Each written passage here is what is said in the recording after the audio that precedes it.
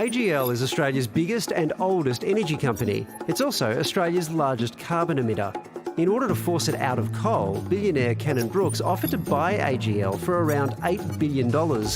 That was $7.50 a share, around 5% above market value at the time. The response? A resounding nope.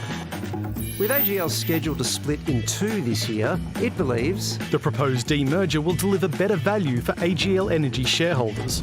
The government is also unhappy at the prospect of 23% of New South Wales energy supply coming offline 3 years early. We need to ensure that our coal-fired generation of electricity runs to its life, because if it doesn't, electricity prices go up. That means people who don't have the money of Mike Cannon-Brookes become poorer. But the pivot to renewable energy is already well underway, whether they like it or not. In the last fortnight, 3 of the country's largest coal plants have had their combined lifespans shortened by up to 12 years. We know that renewable energy is actually giving us the cheapest electricity the world has ever seen. While there is, benefit to using assets that have already been, invested in, the balance of that maths is showing that renewables sooner and retiring these fossil fuel assets earlier is the way to go. So is Cannon-Brookes an out-of-touch anti-coal crusader with too much spare cash, or just a bloke who's prepared to put his money where his mouth is? Mike Cannon-Brookes, welcome to the show. There are plenty of electricity companies out there, and I suspect there's a lot of stuff that you could buy. So why specifically go after AGL?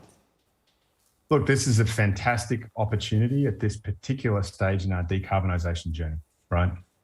It has a huge potential, I think, to deliver a lot more than it's currently delivering. And it also happens to be Australia's largest emitter, right? It's about 8% of Australia's emissions. As a single company, is more than the emissions of Sweden, Ireland, or New Zealand. So the opportunity to transform that rapidly is pretty amazing. And the fact that we can do it economically, we're incredibly bullish on the potential. Unsurprisingly, Mike, your interest has made some noise and the share price has now soared past the price you offered to buy it yesterday. Are you going to have to substantially up the offer? Look, we continue to work with the company, right? This is the way these things play out. I think it's great that people are seeing value in our offer and shareholder engagement is good. Are you prepared to throw in a signed Rabbitohs hat to get the deal across the line? I'll call Russell, I'll get another one. Yeah, you can have one of those. That one's a freebie. We can't get that one.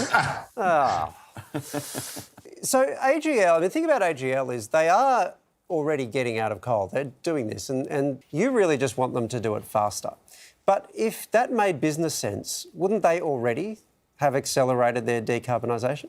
That's a great question. And unfortunately, they've done a pretty good job, I think, as a firm. And again, they're bringing it forward from 2048 to 2045. We're bringing it forward to 2030. So they cut 3 years off. We're going to cut 18 years off. And we're going to do it and deliver cheaper power at the same time. The reason they can't do this themselves, firstly, as a public company, it is incredibly hard for them to raise the capital to manage this transition and to handle that through their investors and shareholders and the dividends required and all the other bits and pieces of a public company. This is a massive transformation that a private company can do a lot faster. Secondly, we're bringing $20 billion of extra capital to build all of the replacement assets. Their current plan can't replace the assets they have because they can't raise the capital to actually go and do that. So there's some pretty different structural elements in our bid that enable us to do this. I'm sure if they had the potential to do that, they might pursue that path themselves, but they can't at the moment. Mike, let's talk about what this does to retail prices. Before you bought your Harbourside mansion, I was lucky enough to be a guest there. It's a pretty big footprint. Are average Australians within their rights to see you as being a hypocrite given how much electricity you consume in that big house? Mate, I think you'd be surprised that my electricity consumption is actually negative. Yes, but you're still using baseload power. You're just offsetting it because you can. I'm exporting more power than I'm importing. That's the way the power grid works.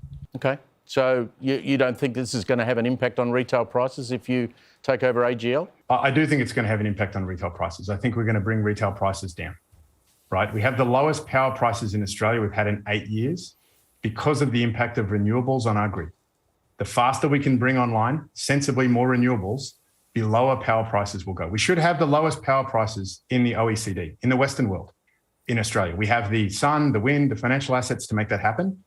We're accelerating the transition that is already happening apace, right? We've passed 30% of the grid being renewable. The market operator says we can get to 100 and beyond. And we're just bringing that forward. So yes, it will affect the retail price of power in a positive way. And Mike, just quickly, what are the chances of Price being invited back? Pretty high. We like good intellectual sparring. There's nothing wrong with that at all. Exactly right, Mike. Good on you. By the way, Mike, do you need someone to ride the bike, to pedal, to create any more electricity? Because we do have someone who would be perfect for that task. No, he wouldn't. There's a lot of ways of generating renewable energy. It's possible. I've long said if you could hook up all the spin classes in all the gyms, maybe you could use that as a source of energy generation as well. That's why Mike's a billionaire and I'm not. True. You can imagine the front of your spin class, right? It says you're currently powering one household. And if you go a bit faster, you could get to two households and everyone starts doing it. That'd be awesome. Genius idea. I think Steve's coming around. This is great. Mike, we'll watch this corporate bid with interest. Thanks very much for joining us tonight. Thanks for having us, guys.